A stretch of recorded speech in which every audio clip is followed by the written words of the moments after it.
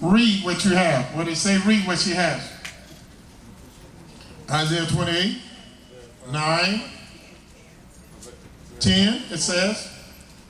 For precept must be upon precept, precept upon precept, line upon line, line upon line, here a little, and there a little. In other words, they're not learning precept upon precept. Well, they saying they are, and you saying they're not. But you're absolutely right. That's one good answer. Is there another good answer? Psalms 147, verse 19 and 20. He shewed his word unto Jacob, his statutes and judgment unto Israel. He has not dealt so with any other nation, and as far as his judgments, they have not known him. That's right also. And y'all coming up with a lot of good ones also. Isaiah 6. Isaiah 6 and what? 10 what? 6 and what? 6 and 10, what does it say? Let's see if he's going to add his contribution to the other great wisdom that's here. Isaiah 6 and 10. Yes. Make the heart of this people fat. Make the heart of the people fat. And make their ears heavy. And make their ears heavy. And shut their eyes. And shut their eyes. Lest they see with their eyes, and hear with their ears, and understand with their heart, and convert and be healed. All right. So that was kind of good. It wasn't great as the others, but it was still good. But another good one I was waiting for y'all to go to is Jeremiah 10. At Jeremiah 10. You're right. All that everything you gave was beautiful, but here lies the problem. Every one of y'all gave me was very good. That Isaiah 29 was exceptionally good, but I think this is even better. Jeremiah 10 and 1 says what? Hear ye the word which Yahweh speaketh unto you, O house of Israel. Thus saith Yahweh, learn not the way of the heathen. Learn not the way of the heathen. And that's what happens. The Almighty told us not to learn his ways or we'll be influenced by it. And our leadership learned their ways.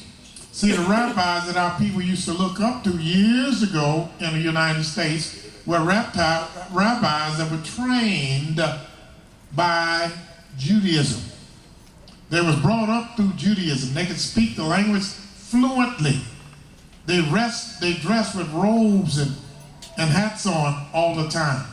When you walked in a meeting place, regardless how big it was, even if it was a little storefront, when you start services, everybody stand and start marching around the Torah.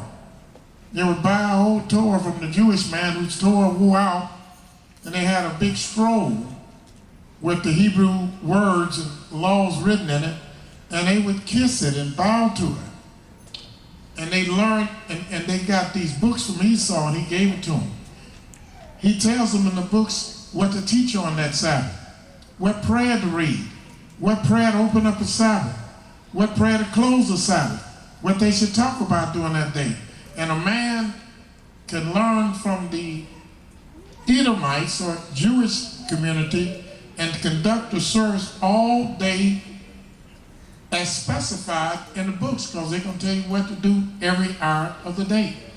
And I've been in congregations that they have done just that.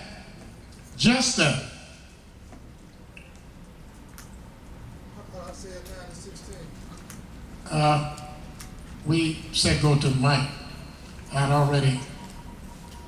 We said go to the mic.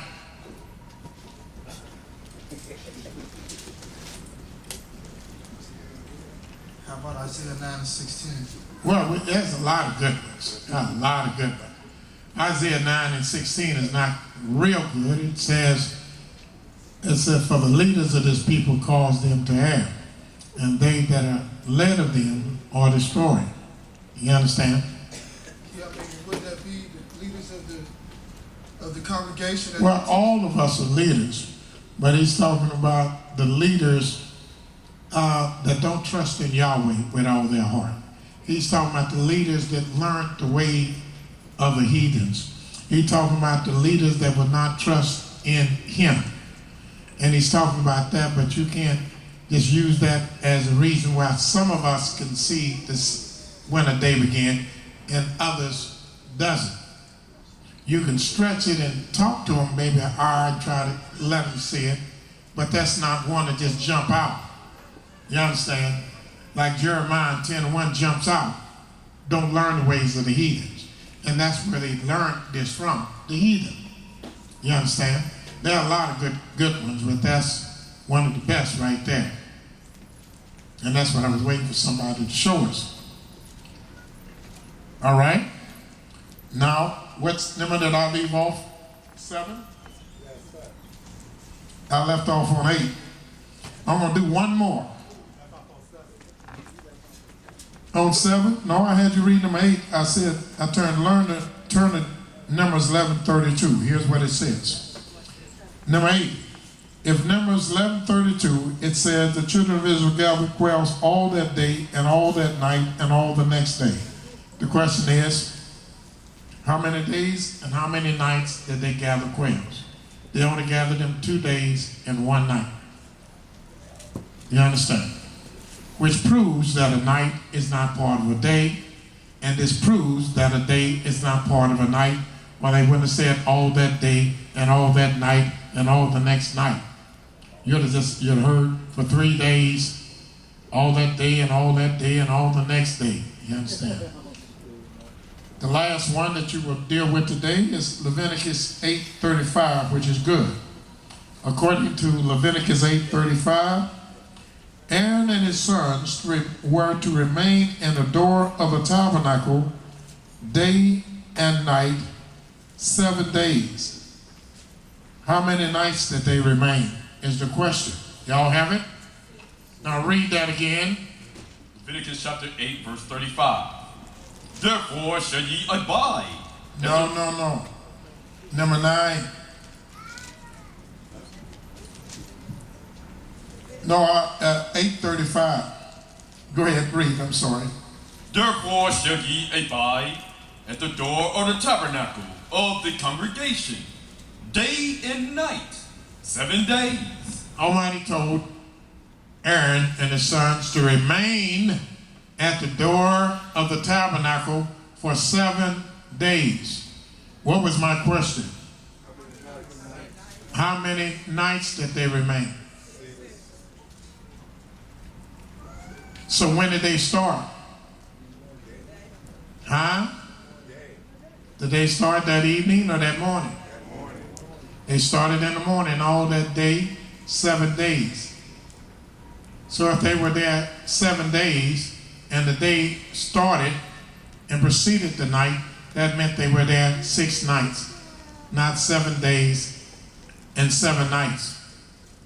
If they wanted you to count another night, they'd have said 7 days and 7 nights. But they said 7 days, which lets us know they started on the morning and they ended in that evening after the 7th day was over.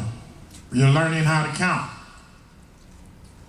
Right now, I think our time is run out, but we'll come back with some other beautiful questions on day and night to show our listening audience and our radio audience and the internet audience that day and night are totally the opposite of one another, and that a day does not begin at night, nor does a night begin at day. Any questions or comments before we stop and go to another subject matter? Is our time up, sir? You got about a minute. Yes, it's up. Yes.